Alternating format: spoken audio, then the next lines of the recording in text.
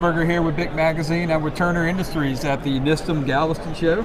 I've got Mike Kinney, Amy Rouse with me. How are y'all doing today? We're good. How are you? We're good. Fantastic. So a lot of people know Turner, but there may be some things that Turner does that folks don't know about. So Amy, talk a little bit about Turner's capabilities, if you would. Sure. So we're an industrial general contractor. We do maintenance, construction, turnarounds, pipe fabrication, crane and rigging, equipment. We have offices from Corpus all the way to Mobile, Alabama, so we can pretty much service anyone on the Gulf Coast and elsewhere. Fantastic. So there's not much we can't do for any site. Refining, petrochemical, tanks and terminals. Absolutely. Great. So Mike, the tank group, I want to get into that side of the business. Talk about the services provided by the tank group. I'd be glad to. The Total Tank Solutions Group is a new initiative to Turner. That's new to the market, but the services that Turner has provided over the years is not. So it's basically a packaged offering to clients that are in the midstream, downstream, and upstream space, looking for efficiency, fewer contractors on site.